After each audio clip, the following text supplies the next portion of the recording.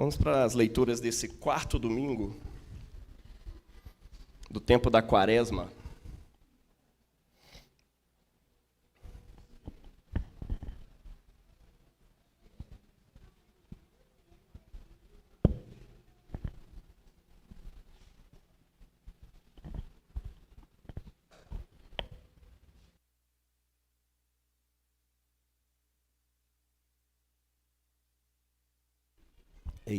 Som. 1 Samuel 16, de 1 a 13. Abre sua Bíblia aí, 1 Samuel.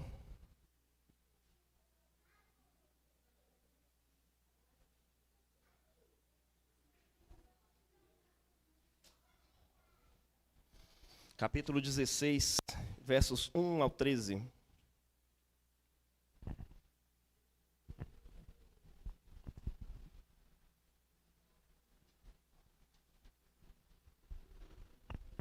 Estou lendo aqui hoje na tradução da NVI, Nova Versão Internacional. Você pode acompanhar da sua Bíblia aí como estiver. O Senhor disse a Samuel: até quando você irá se entristecer por causa de Saul? Eu o rejeitei como rei de Israel. Encha um chifre com óleo e vá a Belém. Eu o enviarei a Jessé. Escolhi um de seus filhos para fazê-lo rei. Samuel, porém, disse: como poderei ir? Saul saberá disso e me matará.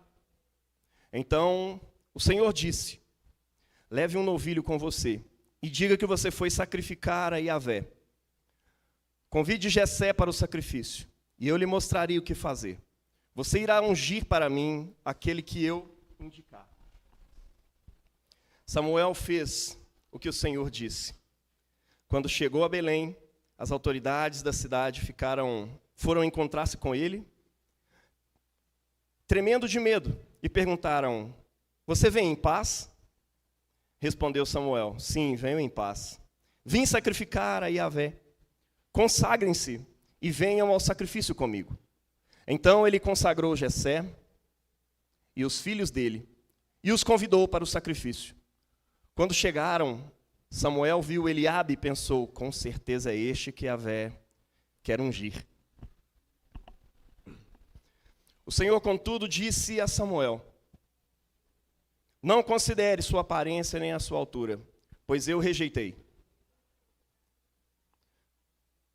Yahvé não vê como o homem vê. O homem vê a aparência, e Yahvé vê o coração. Então Jessé chamou Abinadab e o levou a Samuel. Ele, porém, disse: o Senhor também não escolheu este. Em seguida, Jessé levou Samá a Samuel. Mas este disse: também não foi este que Yahvé escolheu. Jessé levou a Samuel 7 de seus filhos, mas Samuel lhe disse: Yahvé não escolheu nenhum desses. Então perguntou Jessé: estes são todos os filhos que você tem? Jessé respondeu: ainda tenho o caçula, mas ele está cuidando das ovelhas. Samuel disse: traga-o aqui. Não nos sentaremos para comer enquanto ele não chegar. Jessé mandou chamá-lo e ele veio. Ele era ruivo, de belos olhos e boa aparência. Então o Senhor disse a Samuel: é este. Levante-se e unja-o. Samuel apanhou o chifre cheio de óleo e o ungiu na presença de seus irmãos. E a partir daquele dia, o espírito de Yahvé apoderou-se de Davi. E Samuel voltou para Ramá. Essa é a palavra do Senhor. Demos graças a Deus. Segunda leitura, Efésios 5, de 8 a 14.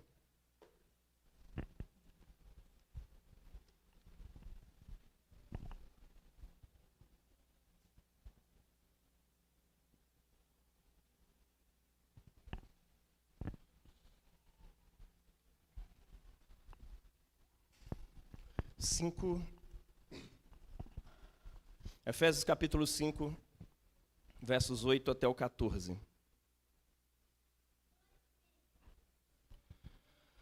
Porque outrora vocês eram trevas, mas agora sois luz no Senhor. Vivam como filhos da luz, pois o fruto da luz consiste em toda bondade, justiça e verdade. E aprendam a discernir o que é agradável ao Senhor. Não participem das obras infrutíferas das trevas, antes exponha-nas à luz, porque aquilo que eles fazem em oculto, até mencionar é vergonhoso. Mas tudo que é exposto pela luz torna-se visível, pois a luz torna visíveis todas as coisas. Por isso é que foi dito: desperta, ó tu que dormes, levanta-te dentre os mortos, e Cristo resplandecerá sobre ti. Palavra do Senhor, demos graças a Deus. Nos coloquemos de pé, vamos louvar o Senhor com o salmo de hoje. Salmo capítulo 23.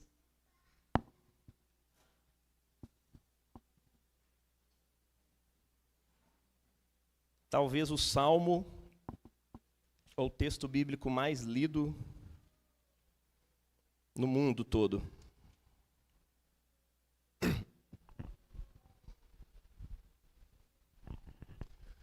A antífona de hoje: preparas-me uma mesa na presença de meus adversários. Unges-me a cabeça com óleo, o meu cálice transborda. Todos juntos: preparas-me uma mesa na presença dos meus adversários. Unges-me a cabeça com óleo, e meu cálice transborda. O Senhor é o meu pastor, de nada terei falta. Em verdes pastagens me faz repousar, e me conduz às águas tranquilas. Refrigera meu vigor. Guia-me nas veredas da justiça, por amor do seu nome. Preparas-me uma mesa na presença dos meus adversários. Unges-me a cabeça com óleo, o meu cálice transborda. Mesmo quando eu andar por um vale de trevas e morte, não temerei perigo algum, pois tu estás comigo. A tua vara e o teu cajado me protegem. Preparas-me uma mesa na presença dos meus adversários. Unges-me a cabeça com óleo, o meu cálice transborda. Preparas um banquete para mim à vista dos meus inimigos. Tu me honras, ungindo a minha cabeça com óleo e fazendo transbordar o meu cálice. Sei que a bondade e a fidelidade me acompanharão todos os dias da minha vida, e voltarei à casa do Senhor enquanto eu viver. Preparas-me uma mesa na presença dos meus adversários. Unges-me a cabeça com óleo, o meu cálice transborda. Glória ao Pai, ao Filho e ao Espírito Santo, como era no princípio, é agora e será para sempre. Amém.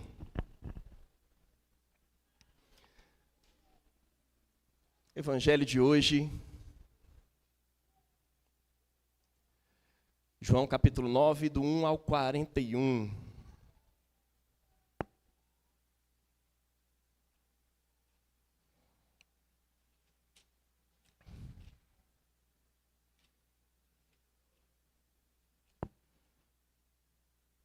João capítulo 9, todo, né? É isso. Pode voltar para a antífona dele aí. Isso. Assim como Moisés, no deserto, levantou a serpente numa estaca, também, assim, o Filho do Homem tem de ser levantado, para que todos os que creem nele tenham a vida eterna.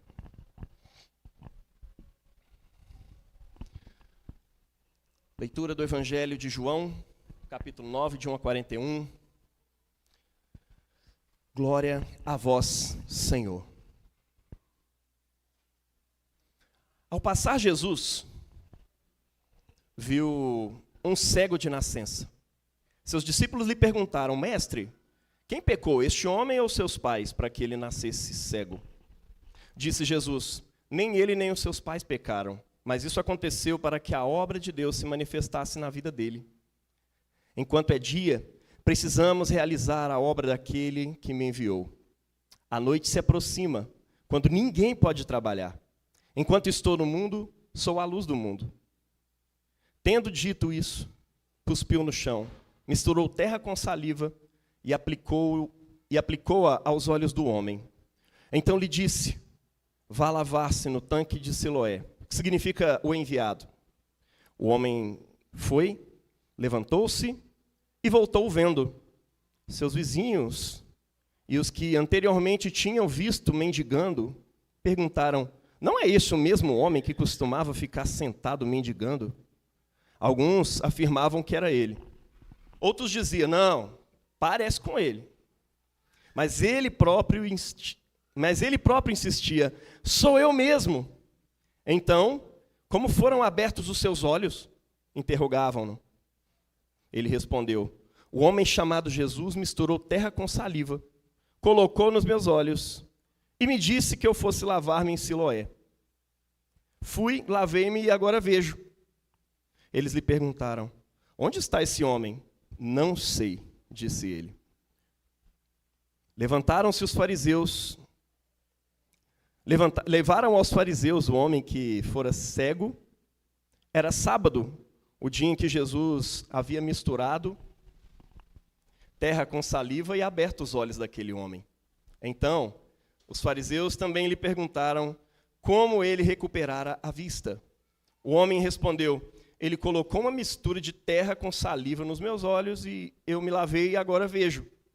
Alguns dos fariseus disseram: esse homem não é de Deus, pois não guarda o sábado. Mas outros perguntavam: como pode um pecador fazer tais sinais milagrosos? E houve divisão entre eles. Tornaram, pois, a perguntar ao cego: o que você diz a respeito dele? Foram seus olhos que ele abriu? O homem respondeu: ele é um profeta. Os judeus não acreditaram que ele fora cego e havia sido curado enquanto não mandaram buscar seus pais. Então perguntaram: é esse o filho o qual vocês dizem que nasceu cego? Como ele pode ver agora? Responderam os pais: sabemos que ele é nosso filho e que era cego, mas não sabemos como ele pode ver agora e quem lhe abriu os olhos. Perguntem a ele. Idade ele tem, falará por si mesmo. Seus pais disseram isso porque tinham medo dos judeus, pois estes haviam decidido que, se alguém confessasse que Jesus era o Messias, seria expulso da sinagoga. Foi por isso que seus pais disseram: idade ele tem, perguntem a ele. Pela segunda vez, chamaram o homem que fora cego e lhe disseram: para a glória de Deus, diga a verdade. Sabemos que esse homem é pecador. Ele respondeu: se é pecador, eu não sei. Uma coisa eu sei: eu era cego e agora vejo. Então lhe perguntaram: o que lhe fez ele? Como lhe abriu os olhos? Ele respondeu: eu já lhes disse e vocês não me deram ouvidos. Por que querem ouvir outra vez? Acaso também querem ser discípulos dele? Então o insultaram e disseram: discípulo dele seja você. Nós somos discípulos de Moisés. Sabemos que Deus falou a Moisés, mas quanto a esse, sabemos de onde ele vem. O homem disse: ora, isso é extraordinário. Vocês não sabem de onde ele vem, contudo, ele me abriu os olhos. Sabemos que Deus não ouve pecadores, mas ouve o homem que o teme e pratica a sua verdade. Ninguém jamais ouviu que os olhos de um cego de nascença tivessem sido abertos. Se esse homem não fosse de Deus, não poderia fazer coisa alguma.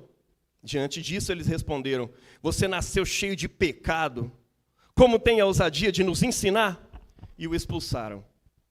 Jesus ouviu que o haviam expulsado. E ao encontrá-lo, disse: você crê no Filho do Homem? Perguntou o homem: quem é ele, Senhor, para que eu nele creia? Jesus disse: você já o tem visto. É aquele que está falando com você. Então o homem disse: Senhor, eu creio. E o adorou. Disse Jesus: eu vim a este mundo para julgamento, a fim de que os cegos vejam e os que veem tornem-se cegos. Alguns fariseus que estavam com ele ouvindo-no dizer isso, o perguntaram: acaso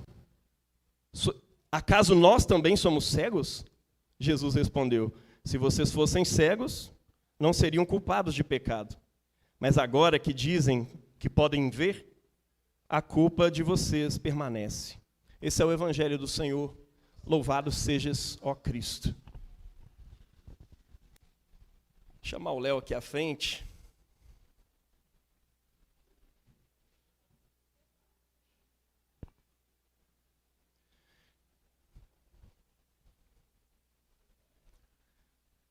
Nosso enviado de Deus vai trazer a palavra para a gente aqui hoje. Estenda suas mãos para cá. Deus, muito obrigado, Deus, por essa palavra, pelo evangelho que foi lido e pela expectativa do teu povo por ouvir a tua voz mais uma vez nessa manhã.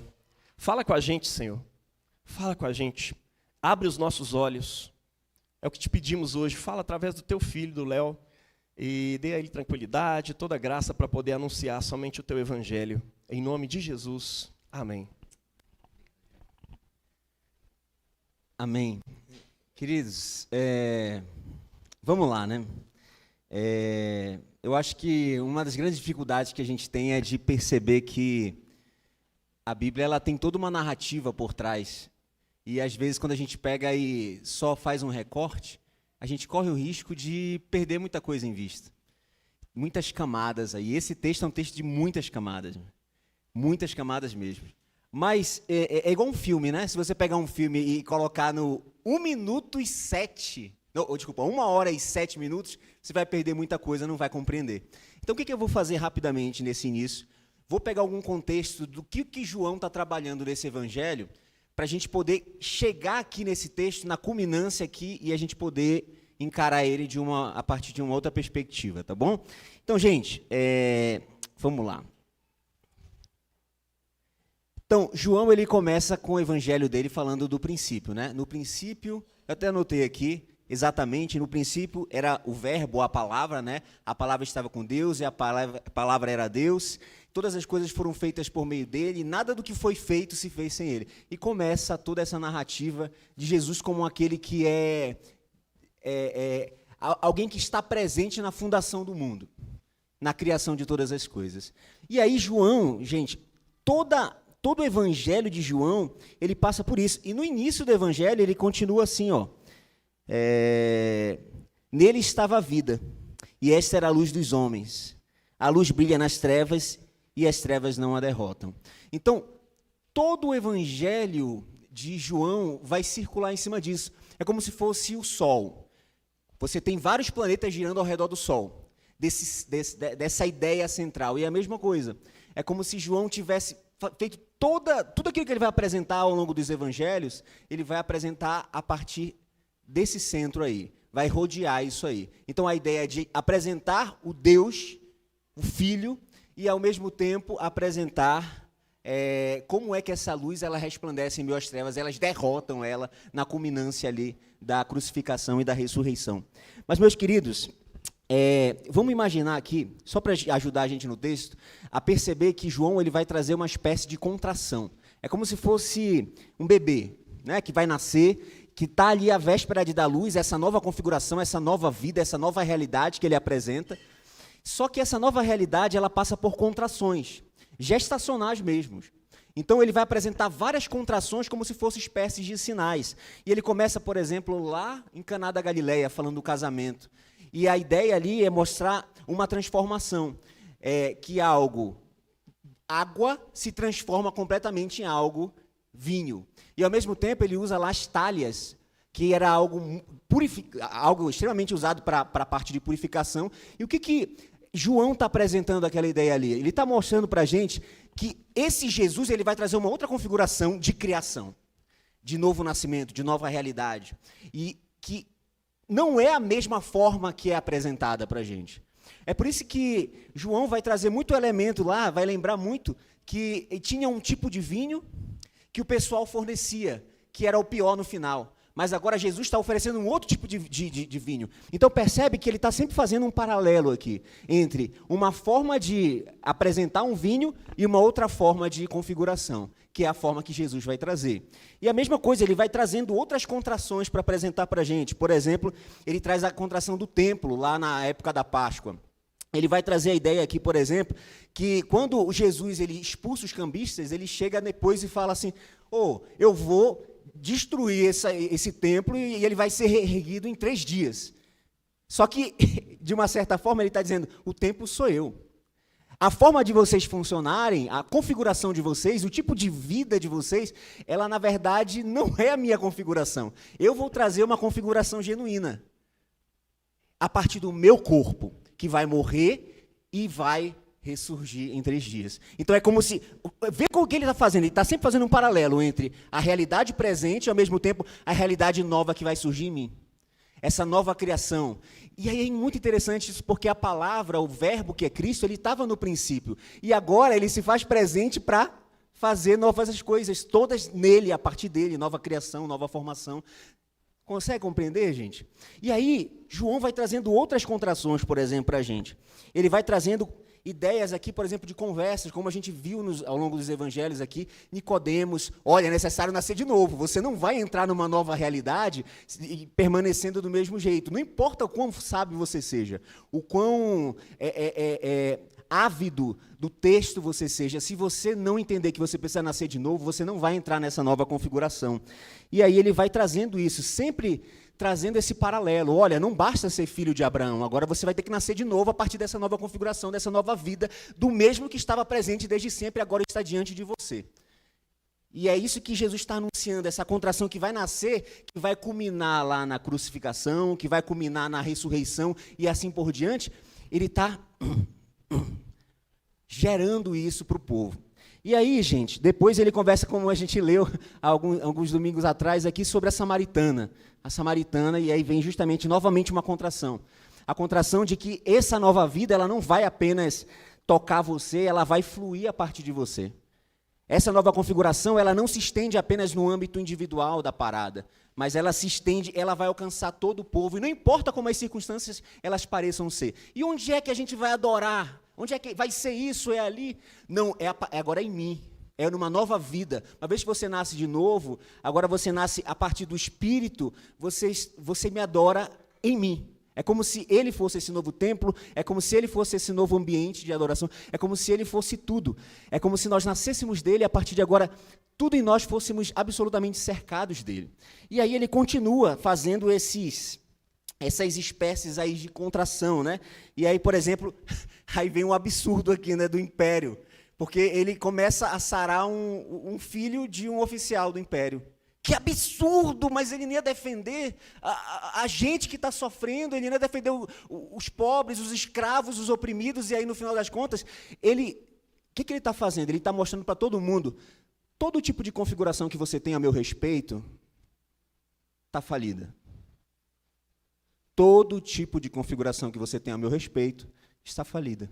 É isso que ele está falando para todo mundo, gente. E não importa se o pessoal é do Império Romano, não importa se o pessoal é um grande sábio da lei, não importa se a pessoa é uma mulher samaritana, é menosprezada, toda a concepção que você tem a respeito de mim está falida porque eu tenho uma outra configuração. Agora, você vai enxergar a partir, não dos seus olhos, mas a partir dos meus, a partir de quem eu sou. Tá bom?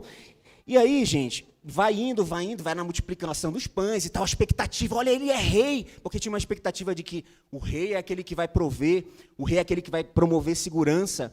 E aí, gente, a pessoa, aquele povo ali, recebe pão, multiplicação, olha a provisão, e aí eles querem fazer Jesus rei. Então, percebe que o evangelista João, ele está continuamente apontando para isso. É uma outra configuração. O pessoal alimenta o povo dessa forma, eu alimento de uma outra forma. O pessoal adora no templo, ele é o templo. O pessoal está procurando um lugar para adorar, é uma outra realidade que tem que nascer de mim para poder vivenciar.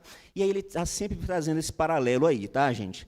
E aí depois ele anda sobre as águas, é a mesma coisa, gente. É a mesma ideia aqui. A ideia de você andar sobre as águas é uma outra realidade, é uma outra configuração que está surgindo. E aí, pronto, chega no nosso texto propriamente dito, né? Tabernáculo, na festa de tabernáculos. que tinha um hábito, gente, porque o povo judeu ele também tinha um calendário, igual a gente tem, por exemplo, aqui no Ocidente, né? Então ele tinha algumas festas bíblicas que foram instituídas para que essas festas elas fossem como o nosso calendário litúrgico, elas fossem pedagógicas, elas nos formassem, elas fizessem com que o nosso olhar fosse cada vez mais transformado, renovado e relembrado daquilo que o Senhor tinha prometido. E aí, pessoal, vamos lá para algumas perspectivas aqui a respeito da festa dos tabernáculos. O pessoal tinha o hábito de, quando eles iam lá, pegavam uma espécie de não é um balde, é alguma coisa grande que você utilizava, de ouro, e você pegava isso e levava para derrubar lá no templo, nessa festa dos tabernáculos especificamente. E essa festa dos tabernáculos, gente, é uma festa que representava a bênção de Deus em relação à colheita, o quão Ele está presente no nosso meio, mas não apenas isso, gente. Não é apenas o Deus habitando no nosso meio, mas sempre tinha uma expectativa de, cara, um dia vai acontecer. A gente celebra aqui, a gente vivencia aqui, a gente dança, mas um dia a gente vai dançar plenamente com Ele. Então, tudo que os judeus, toda essa mentalidade judaica, ela é desenvolvida nessa perspectiva. Ao mesmo tempo, tem um mandamento que você cumpre para você poder fazer parte daquele povo, mas, ao mesmo tempo, esse cumprimento do mandamento não é vazio. Ele é um cumprimento que ele anseia uma unidade com o Mestre. Ele anseia uma unidade com o seu Deus. Então, por exemplo, o sábado que o texto vai trabalhar aqui. Qual é a expectativa do sábado, gente? Sim, você dar ao Senhor o devido louvor por conta de tudo aquilo que você fez de trabalho, mas não era apenas isso. Era um senso de unidade que você tinha, porque o nosso Senhor, Ele descansou o 7º dia. E se Ele vai habitar no nosso meio, a gente vai absorver a plenitude dessa realidade agora. Ainda que nós não consigamos plenamente, mas a gente vai, como se a gente tivesse com os nossos atos demonstrando, ansiando, Senhor, eu anseio, ainda não é como deveria ser, mas eu aguardo, e eu estabeleço aqui o 7º dia como uma expectativa, como uma esperança de que o Senhor, em unidade com a gente, vai habitar no nosso meio, vai viver com a gente, vai ser o nosso, como se fosse tabernacular com a gente. Era muito disso que a festa do tabernáculo ela também trazia para a gente, tá bom? E aí, gente, quando a gente percebe Jesus de maneira muito engraçada, escolhendo o sábado para fazer o que ele faz, porque o texto começa falando, Jesus viu aquele homem. Primeira coisa louca é isso, né? Ele viu o cego. Então, de uma certa forma, gente, lembra do paralelo que eu falei, né? João está sempre fazendo um paralelo entre uma coisa que está acontecendo no presente e a nova realidade do Cristo. Primeira coisa, Jesus viu. Isso quer dizer que as pessoas do tempo presente de Jesus menosprezavam aquele cego por ele ser cego. Mas Jesus viu aquele cego.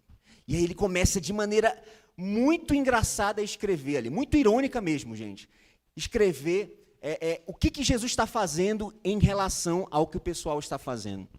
E aí, Jesus vê aquele cego, e aí ele vai até o cego e olha, cospe. Imagina a cena, gente. Duvido que hoje, seja lá o profeta que for, né? Fizesse um negócio desse, cuspisse no chão. Hoje, pessoal, você seria cancelado rapidamente. Aí, Jesus seria cancelado na hora, né? E aí pega lá o pó e começa a fazer o lodo. E aí a gente sabe o que representa esse lodo, né, gente? Representa a evocação lá do texto de Gênesis, a criação, a nova criação. É como se ele estivesse dizendo, existe uma nova realidade, eu estou promovendo uma contração para vocês perceberem o que eu estou por fazer. E aí ele vai fazendo lodo e tal, e aí ele vai, e ele coloca nos olhos daquele cego. Aí ele fala assim, olha, agora você vai lá e se lava lá no tanque de Siloé, que quer dizer enviado. Olha o quão irônico é isso, gente, porque todo mundo quer perguntar para o céu, o que aconteceu contigo? Ah, ele mandou, primeiro ele fez lá um lodo lá, colocou nos meus olhos, aí já remete à ideia do judeu, já remete à ideia assim, criação? Tá, mas não entendi ainda. O que mais? O que ele fez? Ah, não, ele mandou eu me lavar lá no tanque chamado enviado. Enviado Messias. E eles começam a pensar, poxa, Olha o quão irônico é. Então, a partir de agora, o testemunho daquele homem depois que ele é curado, ele vai, ele criou uma espécie de olho novo, mandou eu ir lá para o tanque de Siloé, a palavra, ele trouxe a palavra, aí lembra que João está trazendo justamente a ideia da a palavra que estava presente na criação de todas as coisas. Então, é muitas camadas, gente. O judeu, ele não é igual a gente. A gente é assim, isso vai gerar isso para poder gerar isso. O pensamento literário do judeu não funciona dessa forma, gente. Ele funciona assim, É igualmente nossa, a do TDAH. Pega uma informação aqui e te vira. É com você aí. Mas é evidentemente que eles se viravam porque eles estavam dentro daquele contexto. A gente precisa, às vezes, mergulhar nesse contexto para poder entender algumas coisas. E aí, pessoal, olha, já o TDAH. Parei onde? Ele manda lá, o testemunho, né? E ele vai testemunhar a respeito, mano, ele fez um lodo lá, ele criou um negócio e depois mandou. Ele disse isso e eu fui lá e me lavei no enviado. Eu mergulhei no enviado, eu me entreguei no enviado, como se eu tivesse, de alguma forma, me rendendo àquela nova realidade, àquela nova configuração. O enviado, que é o Messias, que é como se ele estivesse representando o próprio Cristo ali. É como se ele tivesse um batismo mesmo, como se ele estivesse, de uma certa forma, mergulhando naquela nova configuração, naquela nova realidade, que agora potencializa uma nova criação, expressa nos olhos daquele homem. E aí, toda vez que ele vai testemunhar, ele tem que testemunhar isso, mano. Eu tive que mergulhar no enviado. Porque a expectativa era o quê? Que você pegasse aquela água e fosse para o templo. A expectativa olha o que ele vai fazer. Agora, o que Jesus está fazendo? Olha o que eu estou fazendo. Olha eu aqui. Eu sou. Agora, não é algo que você vai no Siloé para expectar alguma coisa. Você vai no Siloé porque eu já cheguei aqui. Eu já estou aqui. E eu sou a realidade dessa nova configuração. Vocês estão conseguindo acompanhar, gente? Não é, olha o que o Messias vai aparecer lá na frente e a gente expecta por meio das nossas ações no templo. Mas agora, olha como o Messias já está aqui presente a tal ponto que você é curado. E agora você está sarado. E agora, nova configuração, você está mergulhada. E essa nova configuração é o próprio Messias. É a partir de mim que nasce tudo isso. E aí, gente, ele vai continua, vai caminhando, e aí você tem os fariseus aqui. Eu queria fazer um paralelo nessa questão dos fariseus, porque eles começam a ficar, peraí, como assim? Eles ouvem falar, né? O pessoal acha que, poxa, mas ele estava mendigando ainda há pouco ali. Não é ele. Aí o povo já começou a alvoroçar. Não é ele. Aí não é. Imagina as redes sociais da época, se existisse assim. É ou não é, mano? Aí põe no Twitter, não é, por causa disso.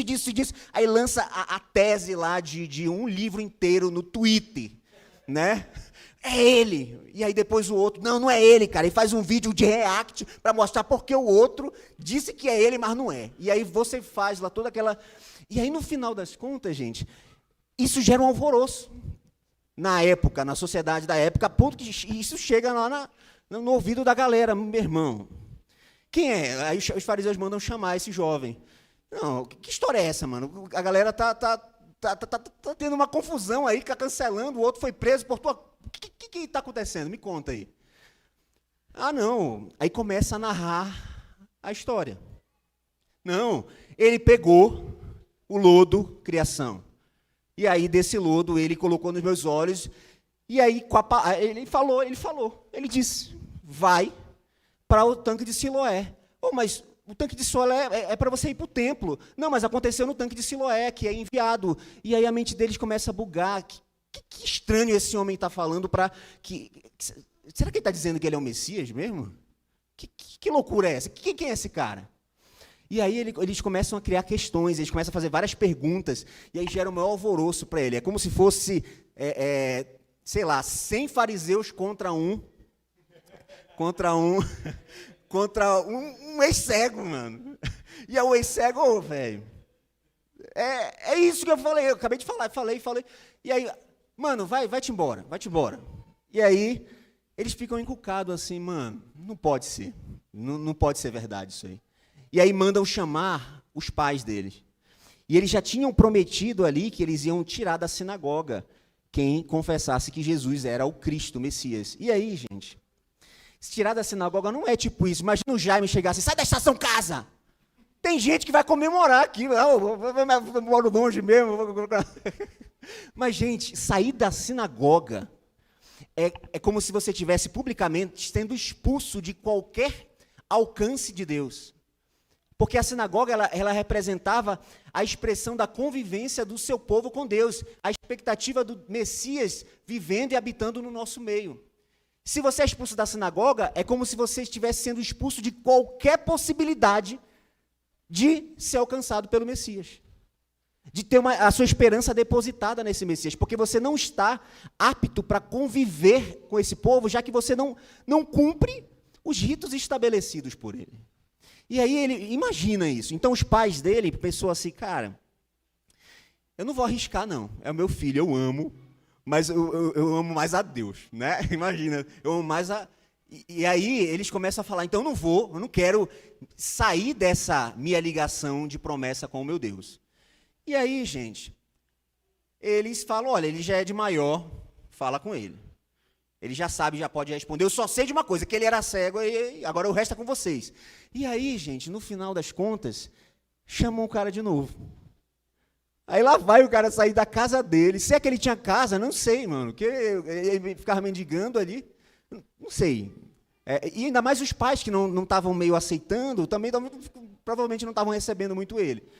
E aí, gente, ele chega de novo lá, mas o cara feliz, velho. Imagina. Estou vendo pela primeira vez. Às vezes eu vejo uns vídeos dos caras, as pessoas que colocam aquele óculos que tem,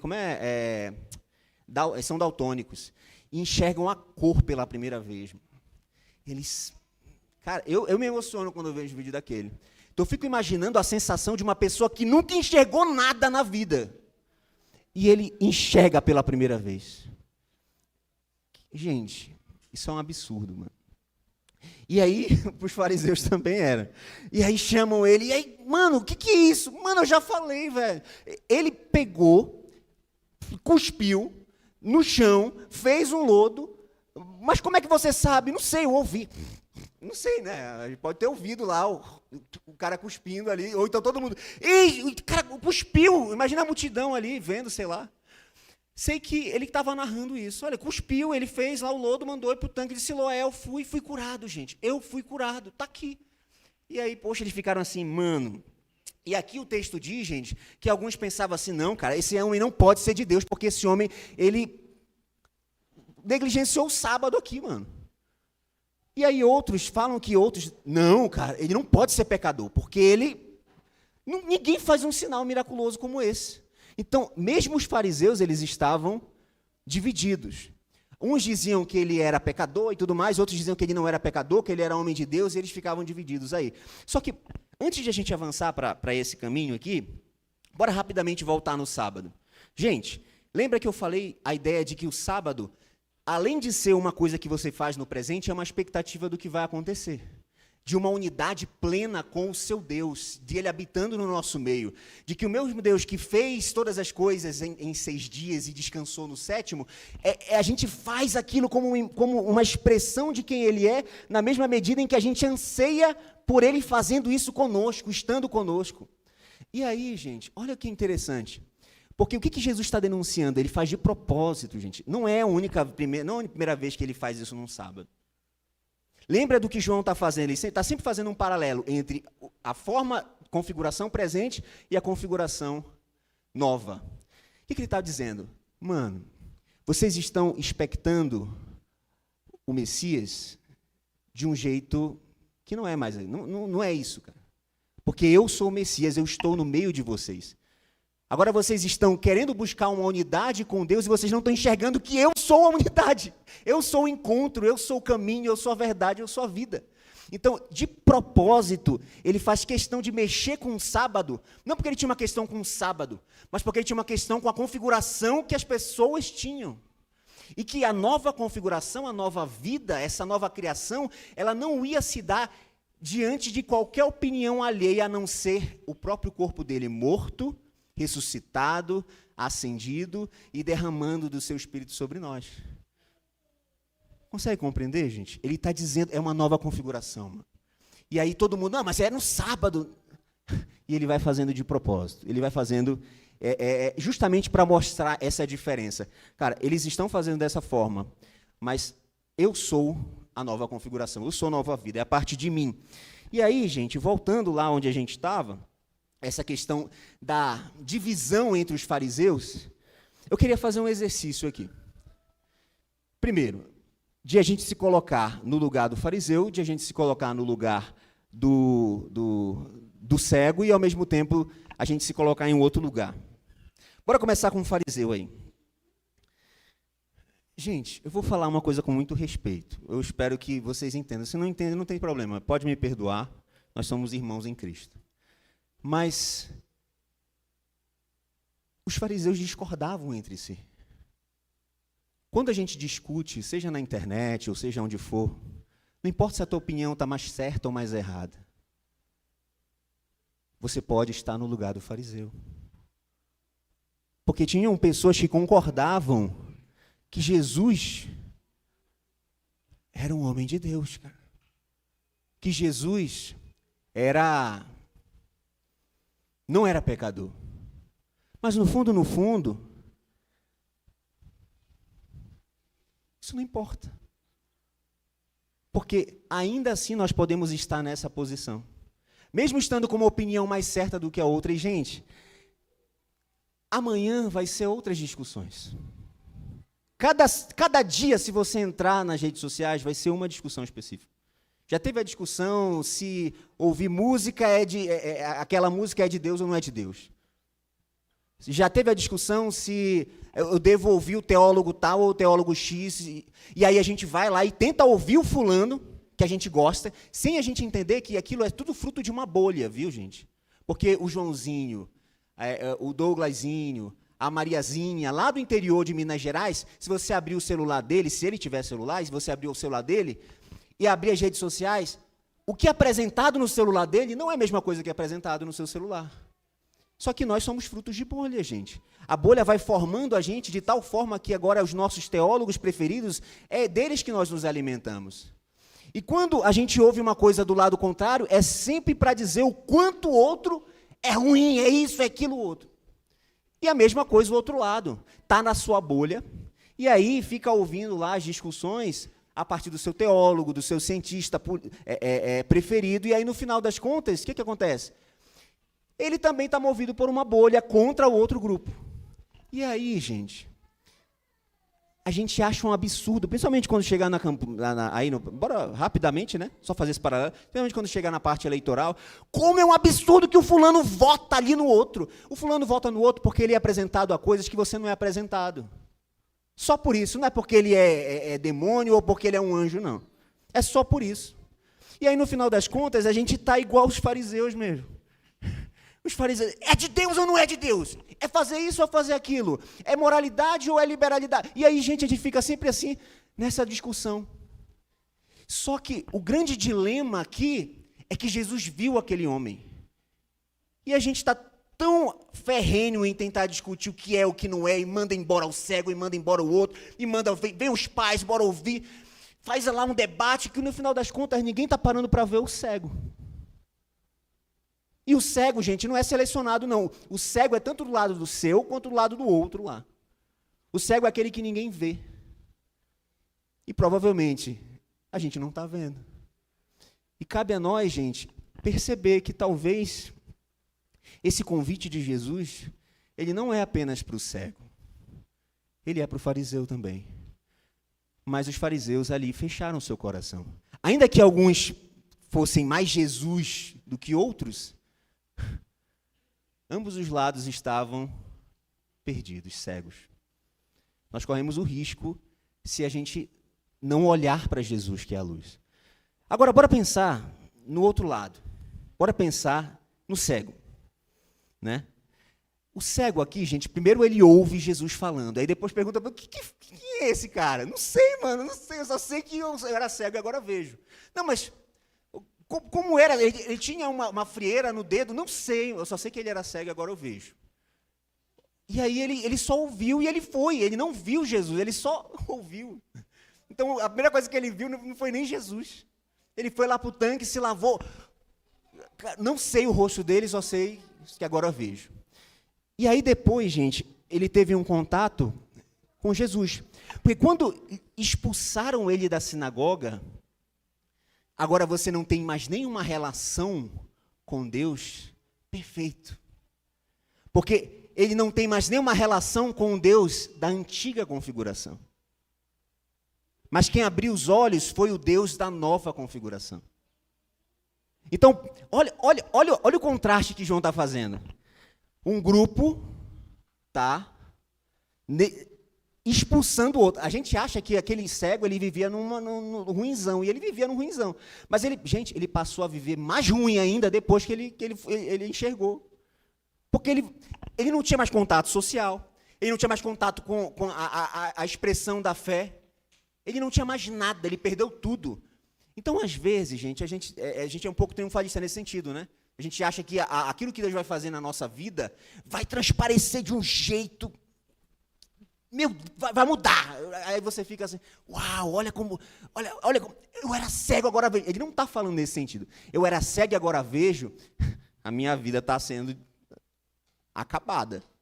Eu não consigo mais nem cultuar a Deus. Eu estou perdido. Mas eu vejo, só sei que eu vejo, só sei que esse homem disse que eu vejo. Eu não sei nem como encontrar ele. Como é que eu vou procurar esse homem?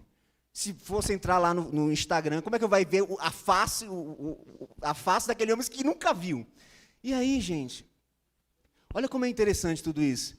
Porque quanto mais é como se ele estivesse sendo desapropriado da antiga configuração e nascendo da nova configuração, que é o próprio Cristo. E aí, quando ele encontra Jesus de novo, Jesus e ele vê que Jesus pela primeira vez.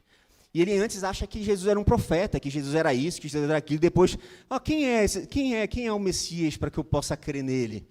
Sou eu. Eu creio. E aí ele começa a adorar Jesus. Então, o que eu quero trazer com isso aqui, gente? É que a gente precisa se colocar no lugar do cego. No sentido de que não importa o quão bambambam você se tornou, o quantos anos de fé você tem, sempre há uma extensão de tenda dos olhos do nosso coração para que a gente possa encontrar mais e mais profundidade na identidade de Jesus. Jesus é infinito e a gente ama falar isso, mas parece que a gente já bebeu da xícara que tinha o café chamado Jesus, suficiente, pronto. Bebi Jesus hoje, tá aqui, ó. É como se Jesus estivesse na garrafa, uma garrafa ali, aí tá aqui, Jesus por hoje é isso, acabou. Tá aqui, é só isso que tem. Gente, o Senhor é tão infinito que não há possibilidade de a gente passar, sei lá, por uma profundidade, se a gente mergulhar mais fundo, a gente nunca vai encontrar um chão, gente, de profundidade. E a perspectiva aqui é de a gente se colocar nesse lugar de humildade tão grande a ponto de enxergar que eu era cego e agora vejo. E se ele fez isso com a minha vida, ele pode continuar fazendo e ampliando a minha percepção de quem ele é. E eu posso ser convidado pelo Messias a fazer parte dessa nova configuração. E sem perceber, gente, ele não fez um curso de, sei lá, como tocar a ciência por meio da fé, como tocar a política por meio da fé. Não que isso não possa, tá, gente? Mas ele encarnou essa realidade. Ele viveu essa realidade, ele simplesmente, cara, eu era cego, agora vejo. Ele mudou, tudo aquilo foi mudado por conta dele. As estruturas foram abaladas, as trevas foram envergonhadas, porque a luz estava resplandecendo e fazendo os olhos daquele homem. E renovando e criando, de uma certa forma, uma nova realidade de dentro. E essa nova realidade ia repercutindo tanto de fora, gente, que, cara, abalou as estruturas. Às vezes a gente acha que abalar as estruturas é quando a gente faz um textão. Ninguém lê, gente, esse negócio que você faz. Ninguém lê, meu irmão. E ninguém vai ler também, e não importa. Desde que você se mantenha fiel a ele, você olhe ele, eu era cego, agora vejo, e eu estou vendo mais e mais dele. E fale sobre isso, escreva sobre isso, cante sobre isso, mas não se preocupe que as pessoas elas vão, às vezes, até te tirar, e até dizer que você não está apto para aquela configuração. Mas desde que você aprenda a ver mais e mais dele. E o último lugar que eu queria pedir para a gente refletir, a gente já pensou na perspectiva do fariseu. Nunca pensa, o fariseu é o outro. O fariseu é a gente. Jonathan Edwards falava muito sobre isso, gente. A gente sempre tem que colocar no lugar do texto como se ele estivesse falando com a gente. Senão a gente sempre corre o risco de pegar os inimigos de Jesus e os inimigos de Jesus é o outro. E e fazer igual o João, né? Oh, eu vou sentar na tua direita, o outro na tua esquerda, vamos lá, vamos fazer o teu reino. E a gente acha que a gente é o bambambam, gente. Nós só somos ex-cegos. Isso basta, gente. Porque é um outro olhar que não é baseado nessa configuração. É um novo olho, é uma nova vida, é uma nova expressão que é suficiente para... Gente, um vislumbre da nova luz é suficiente para afugentar qualquer treva, gente. Um átomo da nova criação é suficiente para envergonhar qualquer governo de trevas. O problema é que a gente enxerga com os olhares de um cego. A gente precisa pedir para o Senhor, Senhor, abre os nossos olhos. Como a gente fala, né? Abre os nossos olhos, Senhor. A gente quer ver, não como a gente vê, a gente quer ver como o Senhor vê. Porque o Senhor nos viu como viu aquele cego. E aí, o último ponto, o último local é a pessoa de Jesus. Às vezes a gente para em se ver como cego, né? Ou às vezes a gente para em dizer que o outro é fariseu. Ah, olha os fariseus aí, né? Mas no fundo, gente, todos nós vamos ser digamos assim, incapazes de cumprir a nossa missão no Cristo, se nós não crescermos na pessoa do Cristo. Então, o que Jesus está demandando aqui da gente é que a gente se perceba conectado nessa nova configuração, feito membros desse corpo, e agora crescentes na revelação e na manifestação desse Filho. De forma que, como Cristo falou, agora vocês são a luz do mundo. Não sou, agora vocês estão em mim. Existe uma demanda, uma responsabilidade que é de vocês. É a partir desse enxerto que vocês foram colocados, agora vocês precisam crescer nessa nova realidade. Agora, ao invés de vocês ficarem discutindo A, B ou C, ao invés de vocês ficarem discutindo, sei lá, se o fulano da política lá é melhor do que o outro, ao invés de você... Gente, vou repetir. O irmãozinho lá do interior do Pará, que é o meu estado, não vai entender o que você está falando. E ele é um cego, que nós não estamos enxergando. Isso é demandado da gente. Vamos sair desse lugar de fariseu e vamos sair desse lugar de se perceber apenas como aquele que necessita de algo. E entender que nós fomos comissionados pelo Senhor, já nos foi dada toda a graça para que a gente pudesse crescer e revelar Cristo, mano. E que pessoa, gente, a sombra de Pedro curava. Nós estamos muito longe disso. Eu não estou falando meramente o fato de, não, bora abrir então uma campanha dos milagres aqui com o Jaime, para a gente poder, depois, a gente começar a unção do cuspe, e aí a gente fica ali na sacada, espera uma pessoa ali, sei lá, passar, a gente cospe nele, você é curado. Aí, não é isso, gente. Mas a ideia aqui é a gente se perceber como parte dessa nova criação. A gente fala muito já, mas ainda não. Mas existem elementos do ainda não que nós estamos impedindo. Existem, como a gente falou no início, contrações. O rei vai plenamente governar e fazer a parada. Mas nós fomos convocados e comissionados nele a sermos as contrações. A como Paulo dizia, cara, eu até agora estou sentindo dores de parto por vocês. Será que nós estamos sentindo dores de parto pelas pessoas que estão cegas, gente? Ou a gente vai continuar só vendo, lendo e assistindo o que o algoritmo decidiu mostrar para a gente, baseado nas nossas próprias concupiscências, alimentando um elemento de pecado? Que a gente possa encontrar a graça e entender que esse convite não era apenas para aquele cego, aquele convite era para todos. Que a gente precisa todos os dias pedir para o Senhor, Senhor, abre os nossos olhos. Nós queremos encontrar mais, entender mais, ver mais. E à medida em que a gente caminha, porque é caminho, gente, é caminho. A ideia é que Jesus está falando como se fosse um pastor. Eu sei que às vezes a gente tem a ideia de pastor de uma forma baseada naquilo que a gente vivenciou. Mas o que Jesus está fazendo aqui, ele está pastoreando. Ele está, oi, vem aqui. E aí ele fala, e aquele homem ouve. E aquele homem vai lá e se lava. E aí depois, o pastor aparece para ele, ele vê o pastor dele. E aí depois que ele vê o pastor dele vai guiando pelas águas tranquilas. Que águas tranquilas é essa que o cara foi excomungado ali da sociedade? Mas é águas tranquilas porque as águas tranquilas não são na sociedade, é nele. Ele se tornou a nova configuração, a nova vida. A partir dele, nós encontramos e nós enxergamos as ruas de Belo Horizonte sobre um outro prisma, gente. A gente enxerga as redes sociais sobre um outro prisma. Só que hoje a gente está totalmente desesperado, achando que está acabado o mundo. Olha o que o cristão fez, olha, eu não quero mais ser pastor. Gente, me permita falar uma coisa. O seu Deus é um pastor. Então, pare com esse negócio, meu irmão. Para de assumir que, porque o pastor fez isso, porque o fulano fez isso.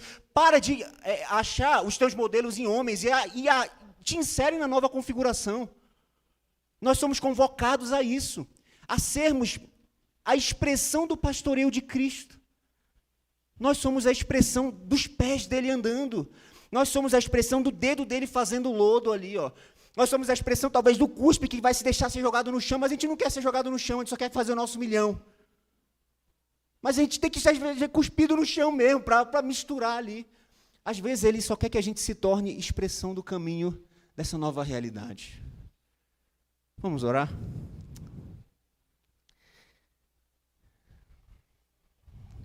Senhor, a gente leu que o Senhor tinha um rei que não era na configuração de Esaú. Na configuração de Saul. Mas era na configuração de um outro rei. A gente viu que o Senhor nos guia pelos pastos verdejantes, que a gente não tem falta de nada. Porque não há um elemento da realidade, seja ela qual for, seja ela aonde a economia alcança, onde a política alcança, onde esses impérios aí estão lutando para poder conquistar, Senhor.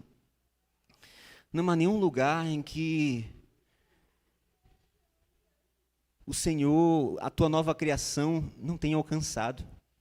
Até o lugar da prisão da morte, o Senhor já nos libertou, Senhor, por meio da sua cruz. O Senhor já nos garantiu essa nova vida, a expressão na tua ressurreição, Senhor. O Senhor nos prometeu fazer parte. Fiquem em Jerusalém, porque eu vou tornar vocês expressão viva disso tudo. Vocês não vão ser apenas espectadores, vocês não vão ser apenas aqueles que olham de uma plateia. Eu quero que vocês se alegrem comigo, eu quero que vocês curtam comigo esse momento, porque vai ser muita maravilha que vocês vão ver, e vocês vão ver pessoas vendo também. Oh, Senhor, nos ajuda a nos alegrar nesse processo de termos sido inseridos, não para ficar discutindo bobeira, Senhor, como os fariseus, mas para sermos capacitados pelo Teu Espírito para abrir os olhos dos cegos, Senhor. Nos identificando, assim como Tu, nos identificando ao mesmo tempo como aquele que é cego e ao mesmo tempo com aquele que se abre pelo Espírito para que possa abrir outros olhos, Senhor, que a gente possa ser essa expressão do Senhor, aquele que não teve por usurpação ser igual a Deus, mas assim mesmo se humilhou, tomando a forma de servo, que essa expressão de ao mesmo tempo se ver como cego, mas ao mesmo tempo, olha o que ele fez comigo. Eu era cego e agora vejo. E na medida em que a gente andar por aí, testemunhando, vê outros olhos abertos. Nos ajuda, Senhor.